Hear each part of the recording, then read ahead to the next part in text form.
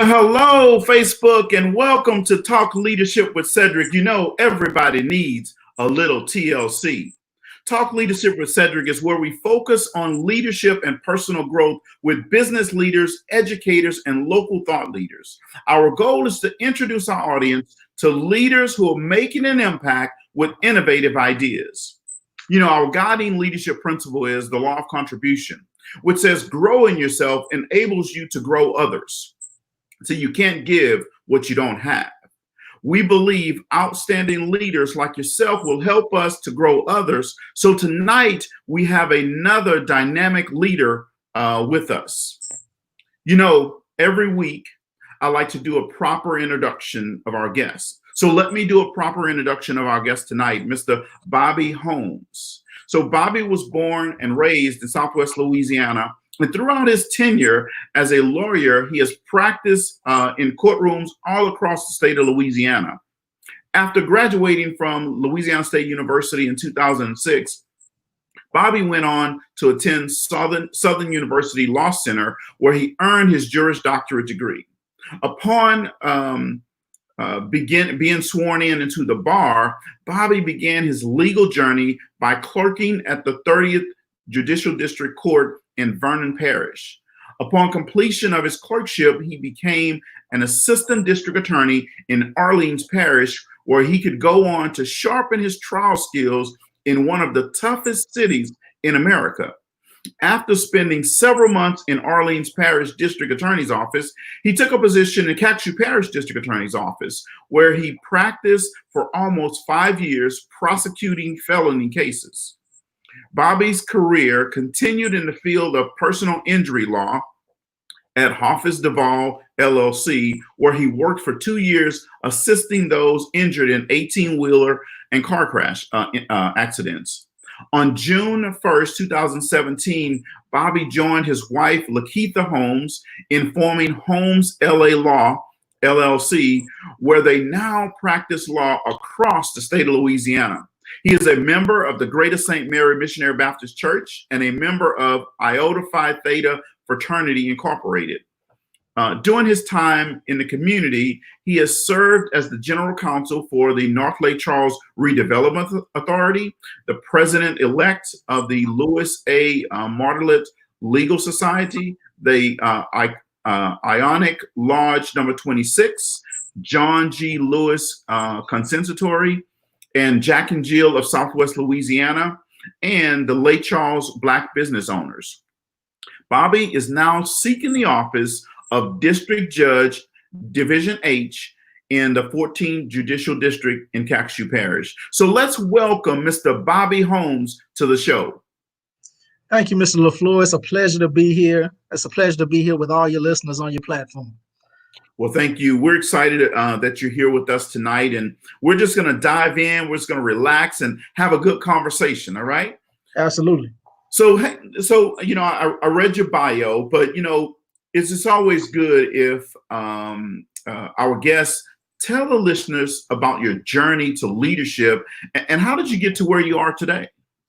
Absolutely. For me, it started way back in the church. I went to Star of Bethlehem Baptist Church in DeRidder, Louisiana, where I got started in the youth group. So as some of the older kids went on and graduated and left and went to college, it was our time to come forward and lead. And I did that by becoming our youth president. And so one of my first opportunities to lead was to lead our youth department, which consisted of about 60 to 70 youth in our church. And I was responsible for managing Wednesday night service for the youth, planning activities in the church for our youth and our children who were in Sunshine Band, different things like that. And so that started me on my path to leadership. And from there, going into college, I had the opportunity to hold office in Black Student Union. And I founded my chapter of the fraternity, Iota Phi Theta, Zeta Beta chapter at LSU.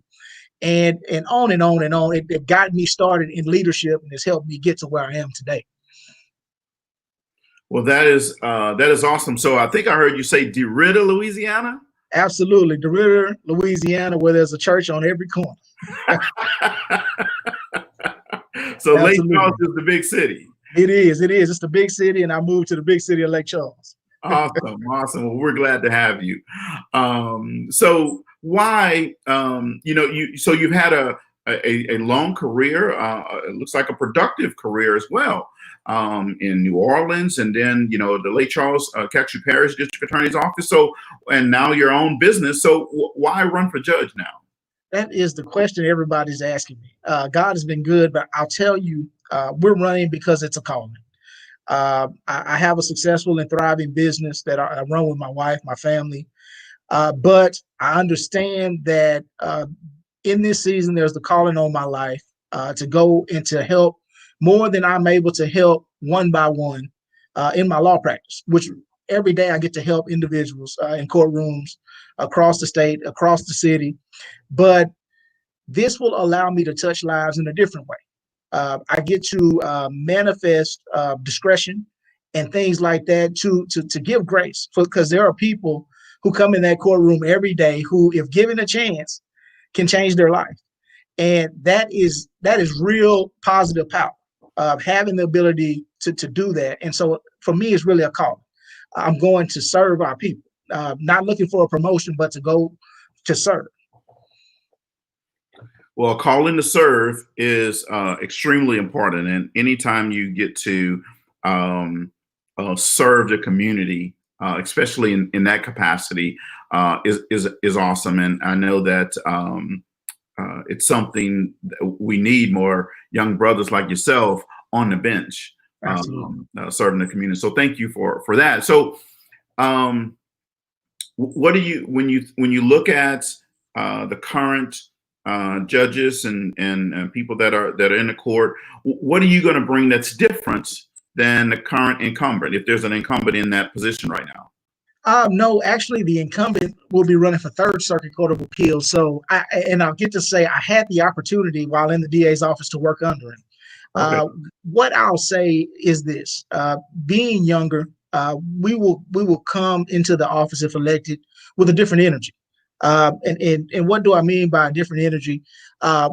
Looking forward to going in the courtroom and resolving matters for people, because that's what you ultimately want to do when you hit the ground running. You want to help improve efficiency. Everybody who comes down to the courthouse can tell you it can be a pain in the rear, man. It's what happens is, I think sometimes we forget that people who come in the courthouse are citizens, and their time is just as valuable as the attorneys that are there in the court, the staff, the judge. And so we need to value people's time. And so trying to become more efficient. Secondly, one thing I would like to improve on is the use of technology.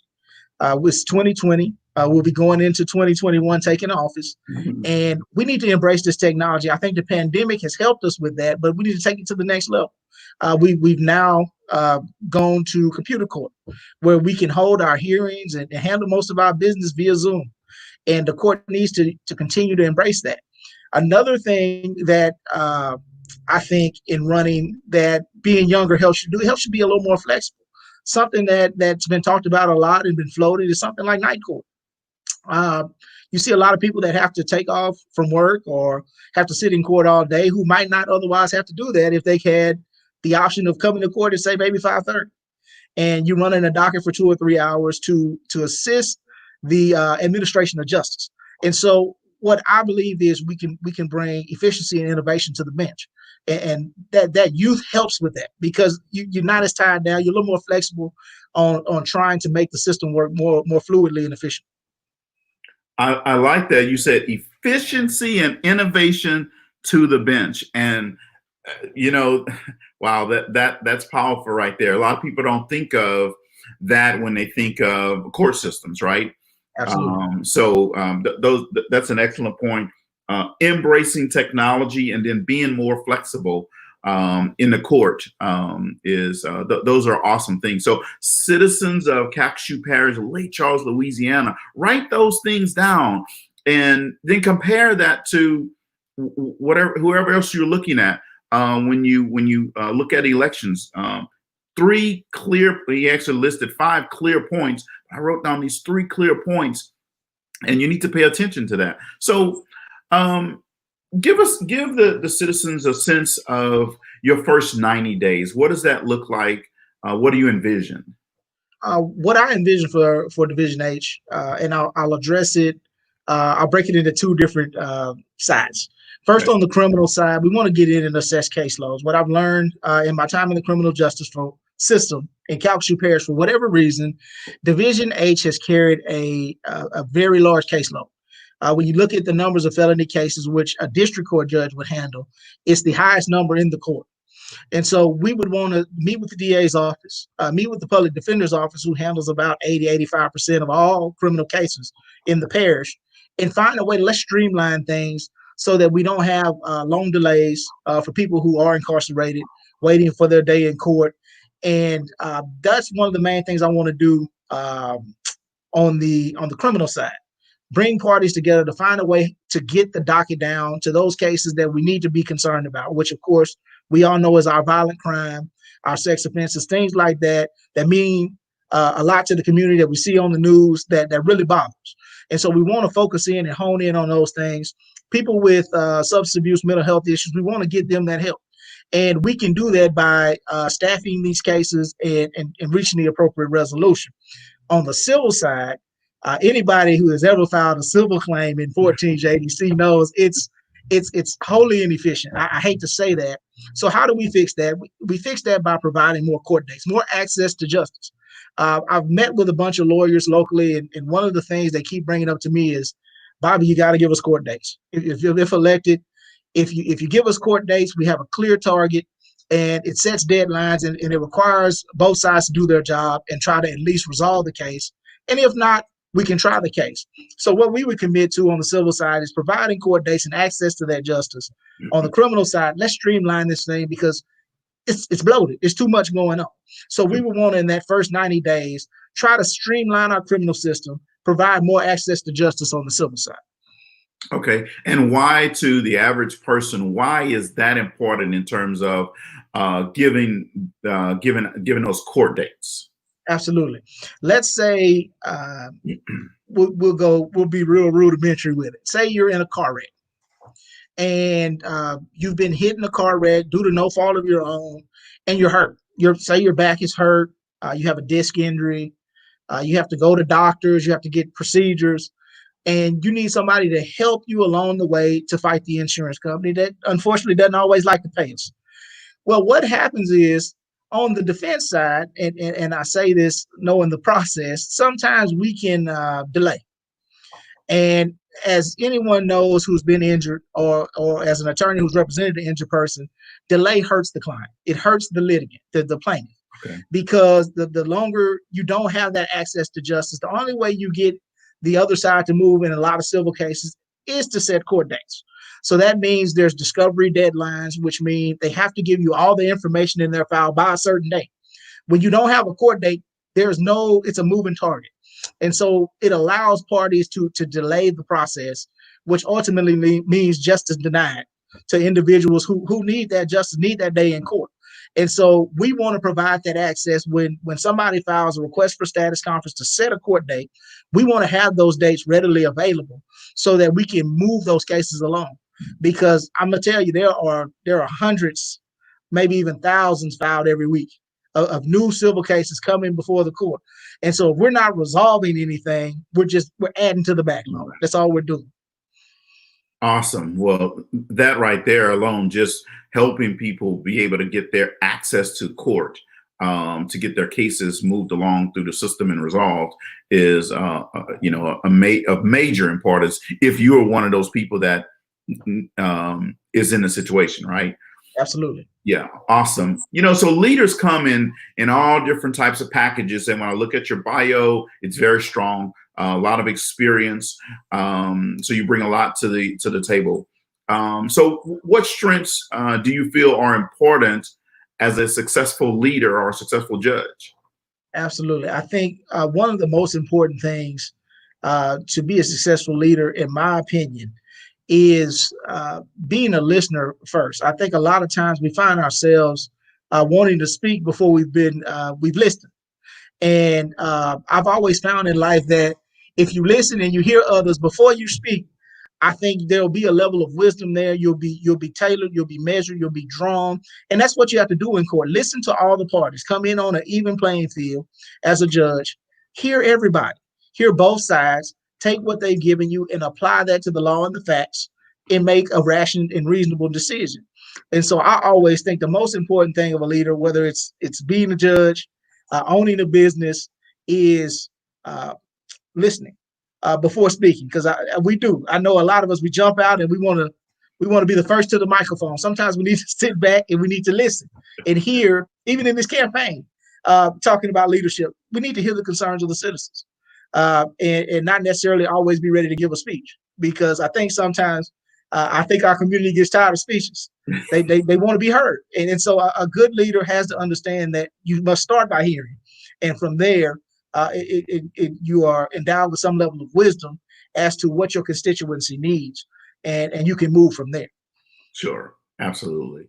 Good leaders, in talking about listening, good leaders ask great questions, right? So, what has been some of the best questions that you've asked that has made a difference in your path? Either you asked them or someone asked you, and it's made a difference. Absolutely. I think in my career, I can honestly say both a question and a statement. It would be, I don't know what I'm doing. How do I do this? Sometimes I believe we get a little too scared to ask a question. And we have to be human enough to admit when we are lacking in knowledge in something, especially like in my field in the law. If I don't know something, I need to seek out someone who does, so that I can gain that knowledge, soak it up like a sponge. And then it makes me a better and more effective leader. It makes me a better and more effective attorney. And so my question is that has helped me in leadership has been, how do I do X? How do I do Y? And when you meet somebody who is not selfish and is a great leader, they have no problem sharing that information with you, because the goal is to enrich others. That's what we're here on earth for, to pull others up and to continue the cycle. And so that's all. I think that's been the biggest question for me that I've asked, and has helped me in my leadership journey. Well, that is outstanding. That's an awesome question. If I don't know it, it's okay to say I don't know, That's right. and then ask someone to get it. That is so important. And being a person that's going to sit on a bench, it's important to understand, hey, I may not have run across this type of case before. Let me go and research Absolutely. it. Let me go ask someone else, right? That's absolutely right. Awesome. Absolutely. No judge. I mean, I would never tell anyone that you come in day one knowing everything there is to know in every single legal book there is in Louisiana. I do not, but I know that there is a research platform and database. There are books that can aid us in reaching the appropriate outcome or decision. Awesome. So if people want to get involved, how do they get involved in your campaign? Absolutely. They can reach us on our website at holmesforjudge.com. We also have the Facebook platform, Bobby Holmes for Judge, and it'll allow you can send us a direct message. There's actually a place on the website to volunteer, and so we would love to have anybody that wants to come out and assist. Like I said, we're doing this for the community. We want to be there to give them leadership they can be proud of. Awesome. Well, we're going to put that in the on the screen, holmesforjudge.com, if you want to get involved. And I would imagine that you always have a need for people that want to help and volunteer. Absolutely. You can never have enough. Never have enough. Okay. Do you have an office located somewhere? Absolutely. Of course, my office is located at 1800 Ryan Street, Suite 107. I tell the community, feel free to stop by anytime. I love to discuss any issues or concerns you may have. And we will shortly, I'll be having the address soon, and you can check on Facebook. We'll be opening headquarters on East Prion Lake Street. We'll be having the Bobby Holmes for Judge campaign headquarters, and you'll be able to stop by there as well. Awesome, awesome, awesome. We'll definitely get that posted out there on the Facebook page. But in the meantime, you can always go to homesforjudge.com. You can also go to their Facebook page. And if you're right in Lake Charles, drive by, stop in, say hello, ask him how can you help. And if you have some concerns, you know, talk with him about those concerns, and then get involved and go to the polls. And the date to vote is right up, scrolling across the screen, November 3rd. You need to get yourself to the polls to vote. Your voice is your vote. I can't say that enough. Were you about to say something? No, I was just agreeing with you. Absolutely. All right, awesome. You know, growth has to be intentional. We don't just wake up one day and say we'll graduate from law school, or wake up one day and say, hey, I'm going to grow myself. We have to intentionally do that. So what do you do for personal and professional growth? For professional growth, I try to go to conferences and conventions that help me to elevate my business. Early on, you get into it and you're blowing and going and practicing law, but you're not necessarily set up for long-term success as your business continues to grow. So what I've always done, especially the last 2, 3, 4 years, is try to seek out professional development seminars, things that teach you how to implement systems. I've learned the importance of having streamlined systems in your office can help the customer service as it relates to your clients. And so on the professional level, I would say it's always going to business development seminars. And then secondly, professional development on the legal side, seeking to know the newest and latest and greatest techniques, and learning and refreshing on the changes in the law, because that's important, because the law through the legislature changes every year, and you have to make sure that you're up on those things because they do change. On the personal side, for me, it's of course spiritual. My small group sessions at my church, things such as reading self-help books. I think it's so important to things that strengthen my relationship with my wife. Reading that, just daily reading the word, for comfort and for strength, especially right now going through this campaign. We need that comfort from the Lord and that strength to endure all the way through to November 3rd. So that's on the personal side, the development that we look at. Well, that is awesome, and you're going to need that strength and development, especially right now with this whole COVID situation, right? Yes. It makes it a little bit harder to go out and shake hands. It does. It definitely does. The churches are shut down for the most part. The traditional campaigning is out. Yeah. I want to shake your hand, but I'm just going to give you, yeah. There you go. Vote for me. That's right. Well, that's awesome, and I appreciate that. I love that you said, "Hey, you go to small groups." Are these small group sessions you have at your church? Absolutely. What it does, it allows you to more intimately come to know your community, to know your church, by sitting with those people that you dwell with and worship with on a weekly basis, and it gives you a chance to form a brotherhood or in sisterhood with others who are married, and we're a married small group, so we have similar things we deal with. We can talk to each other about issues we may have, or our children, different things like that, which is really important. Okay. All right. Well, that's interesting because I know during the school year, I normally spend 3 or 4 days in Lake Charles, and I was actually looking for a small group. No one mentioned Greater St. Mary. I'm gonna have to look into that and check that out. Absolutely. We have some very good small groups. Okay. All right. Oh, yeah. Awesome. So what advice would you give an emerging leader for finding leadership opportunities or for ways to fill their professional toolbox? Absolutely. I always start by telling any emerging leader, seek mentorship, especially since I've been in Lake Charles. I think that has been one of the most important things I've done. There have been older attorneys here in Lake Charles, African-American attorneys, who have taken me and other young attorneys who are up and coming under their wing, and have told us and counseled us on the pitfalls almost like parenting. You know, you want your children never to make the mistakes you made. And so they're there to guide us, counsel us, give us the wisdom that they've learned from bumping their head and scraping their knee. So I think that's really important. And then two, I think you have to, as you say, prepare yourself to fill that role in leadership.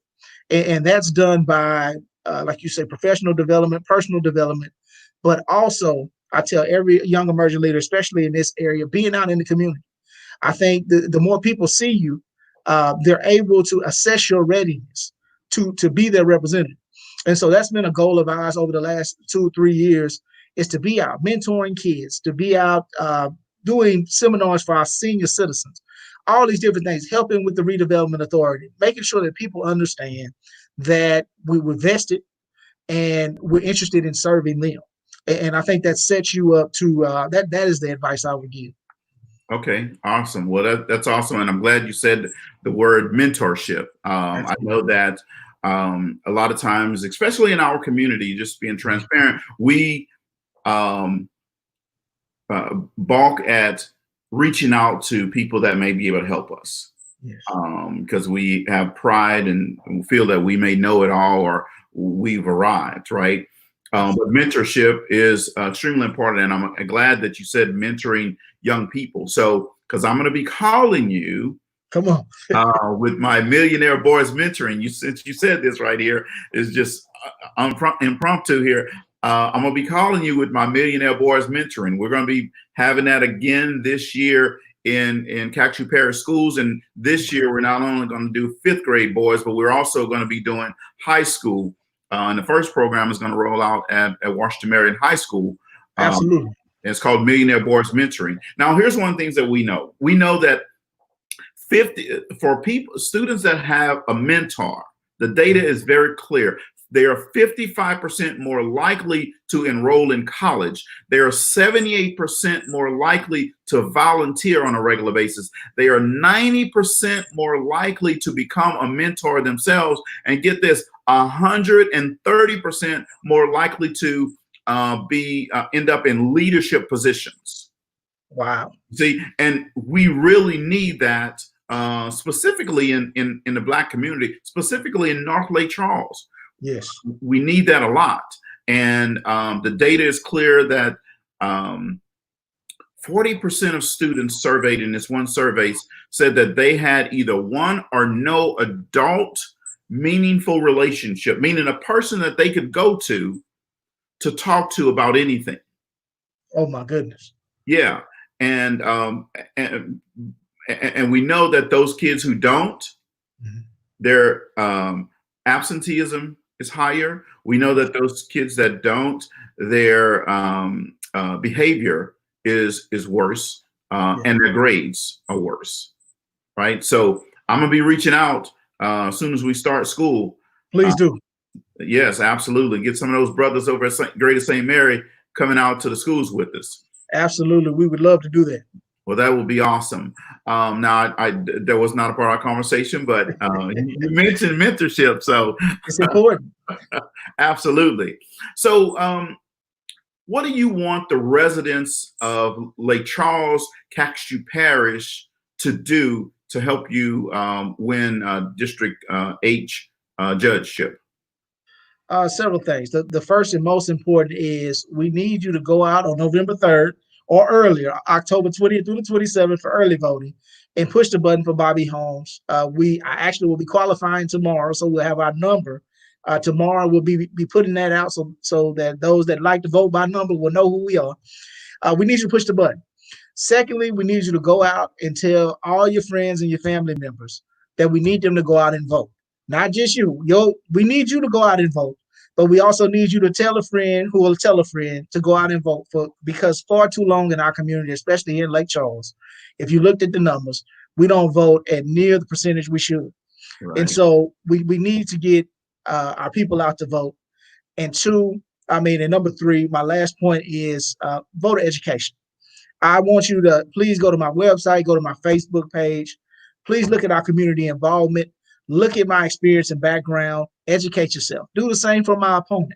I want each and every person to go in educated and realize that this is should be an election about qualifications and experience, and not necessarily who our wife is or where we went to high school.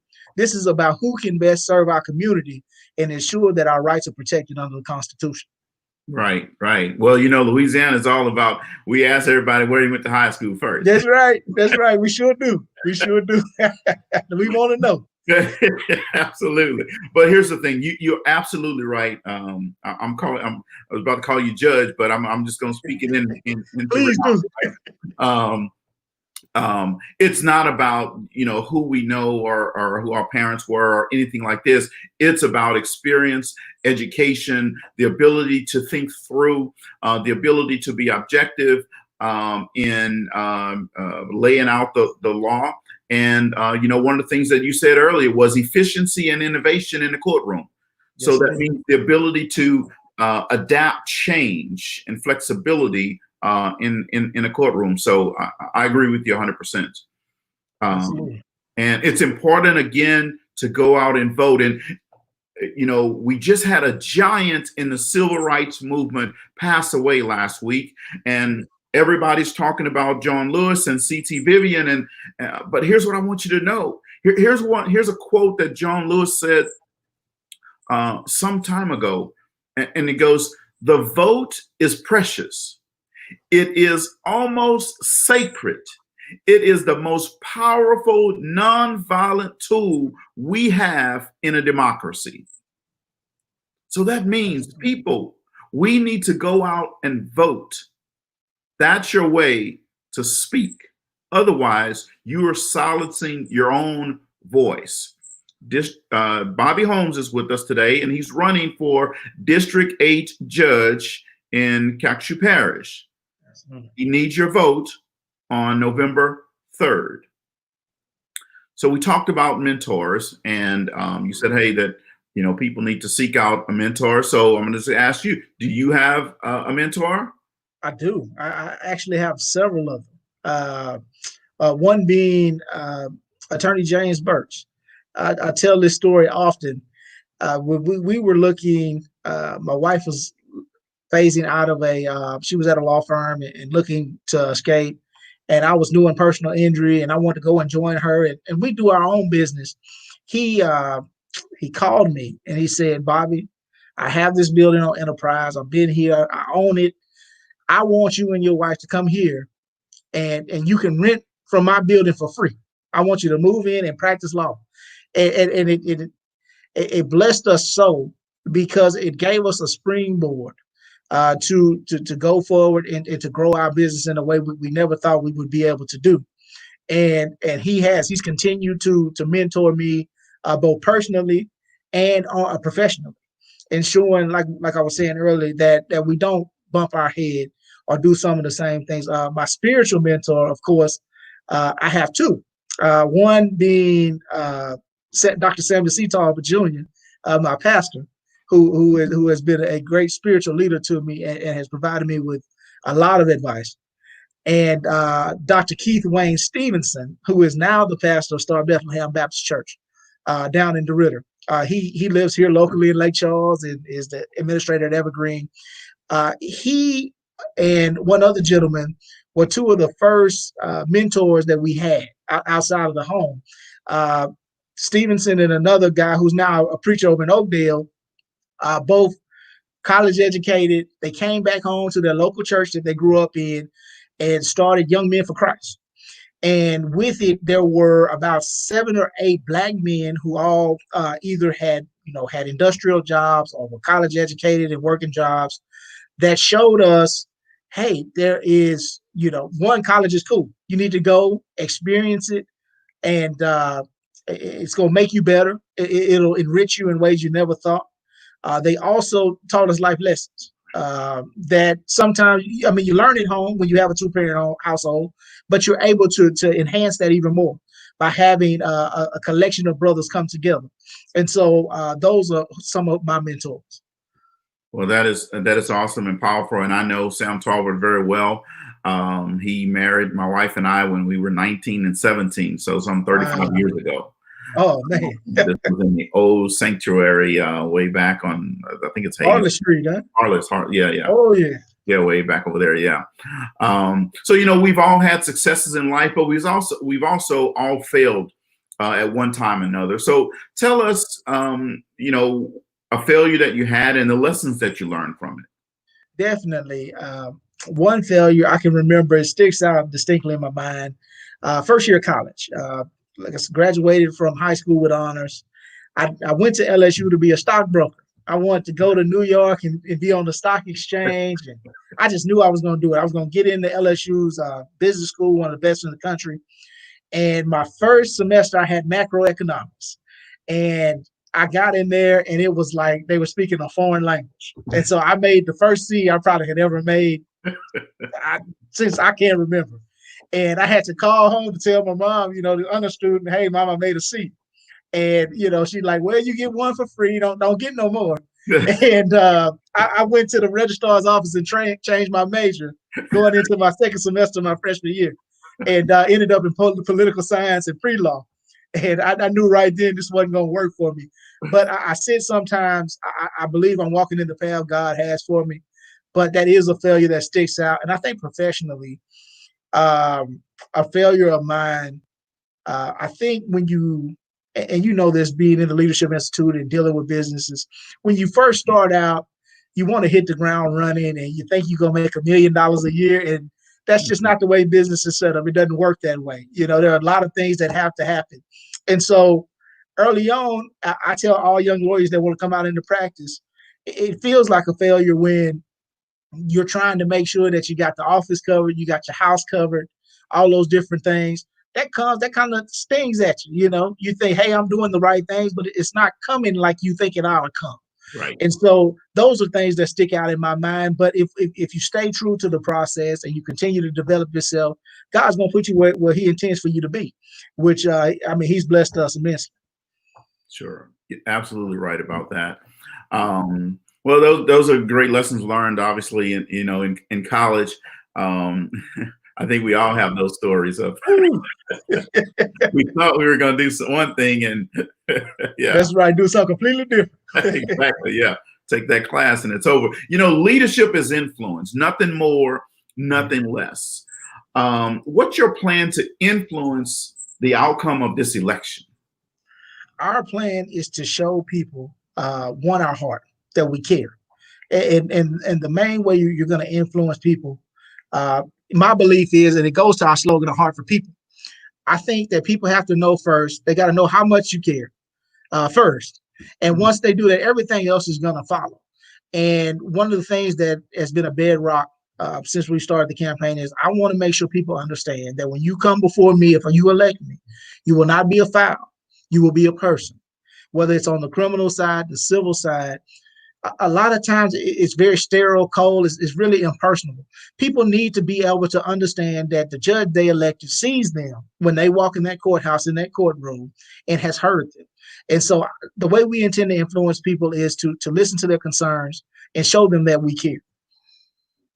Awesome. Well, people, the law of connection says you got to touch the heart before you ask for the hand, right? Nobody cares how much you know until they know how much you care. So that is definitely an awesome mission to take in this campaign. So we've been talking a lot of serious business here, and so when you take the tie off and you're just at home relaxing, what's that professional football team you watch? Oh, I'm a Saints fan. I'm a Saints fan, and of course I'm a Tiger fan. Okay, yeah, I see that. Been the national champions. We've had some lean years, but we're looking up. It's looking real good these days. Okay, all right. Well, so all right, so you're a Saints fan. That's good. I guess that's good for office, right? No, I'm just kidding. That's right. We got some Cowboys fans here too. You know that. Yeah. We got some Cowboys fans. I like to win, so I'm a Steelers fan myself. Come on. Oh yeah, y'all won a lot of championships. So tell the audience, what's your favorite dessert? Oh my goodness. I would say peach cobbler. Peach cobbler. So Oh yes. there you go, Lake Charles folks. When Bobby Holmes come knocking at the door, have some hot, warm peach cobbler and sit down and have a conversation. Yes, the extra crust. And a That's little right. ice cream won't hurt. Oh, it won't hurt. No. So outside of political office, what's next for you? Oh man, continue to run this practice. Also, I think business development, molding and enriching the next group of leaders. I don't think we talk about that enough. I still feel I'm yet a young man, but I understand that I graduated from law school at 25. It's 11 years ago. So we need to be extending the hand of those 25, 26-year-old men and women who need to understand that Lake Charles is a great place to raise a family, that you can make a great living here. And we want to help young men and women do that. We started doing that by we have one young lady working with us, but we want to continue to grow our business and give other young African-American men and women the opportunity to come in, to be successful and to add value to our community. Well, that is definitely awesome. Our time here is winding down. We have like 4 minutes left. So I'm going to give it to you to help bring it home for the audience, for the people that are going to be voting November 3rd for Bobby Holmes for judge. Why should Louisiana or Calcasieu Parish residents, one, be encouraged is the first part of the question. The next thing is, why should they vote for Bobby Holmes? Absolutely. Mr. LaFleur, I'll tell the listeners this. In the climate we're in today, we hear a lot about change. And I think this November 3rd will be an election of change in Calcasieu Parish and nationally. As many of you know, the president will be on the ballot. Our DA will be on the ballot. Our district judges and several other positions. And I've told many constituents throughout the community that it's good to be worried about our national elections, but the things that are going to affect us on a day in and day out basis are our down ballot races. Our DAs, our judges, we're more likely to see them than we ever will our president. And so what I ask each one of you and I implore you to do is do your research. There's one candidate in my race, practice people up. That means has actually bared the burden of going before the court with whatever the issues are that an individual may have. There is no greater burden either on the criminal or civil side than to take the burdens on of another man and go in and be that mouthpiece for them. I have done that. I have been a fighter, and I will be a fighter for you on the bench. What do I mean? I mean that I will protect your rights and ensure that your rights are protected under the Constitution on the criminal side, and that you get fair and equal justice throughout the law. We will come in with a level playing ground, no bias or preconceived notions, and make sure that you feel that you were seen and that you were heard. And so, as we say, we want to take our heart to Lakeshore Drive for each and every person in the district, in the parish, and we believe we'll make you proud. We ask on November 3rd, you go out and you vote bench Bobby Holmes. We need each and every one of them. Well, that is an awesome message to the folks in Lake Charles, Louisiana. Again, your opportunity to vote, your opportunity to have your voice be heard is November 3rd. Oh, there you go. The opportunity to have your voice be heard happens on November 3rd. So I'm just giving you guys something to use now. There you go. I won't even charge you for it. All right. I like that. But on a serious note, Calcasieu Parish, Lake Charles residents, this is a time for you to stand up. No one can stop you. No one can not give you that right to vote as long as you're registered, right? This is on you 100% to go out and vote. And if you want Bobby Holmes in office, you have to go out and vote. Don't be on the sidelines of history, folks. You have to go out and vote. It's going to take you a few minutes out of your time to change the course of history. It's going to take you a few minutes out of your time to make a difference for the court system in the 14th Judicial District, District H. November 3rd is the time to have your voice be heard. Thank you very much, Bobby Holmes, for being here with us tonight. I definitely enjoyed having you on the show. Audience, thank you very much for tuning in. I always appreciate you for tuning in. And at 6:30 Central Time, turn over to the Empowered Living Network, because that's where I will be. We will have another Lake Charles resident on the Empowered Living Network, and that's going to be Mama Rita from Mama Rita's Kitchen. So tune in to hear her talk. She's going to be talking to entrepreneurs. We have 1.9 million subscribers on that platform, and she's going to be talking to a lot of people, entrepreneurs, about why she started her business, how she did it, and how to be successful as an entrepreneur. So if you want to know that, and you want to get some lessons from her, if you haven't met her, her personality is just magnetic. So come on to the Empowered Living Network and listen and tune in to Mama Rita here shortly. Again, thank you guys very much for tuning in tonight. We will see you again next Tuesday night. And remember, everybody needs a little TLC.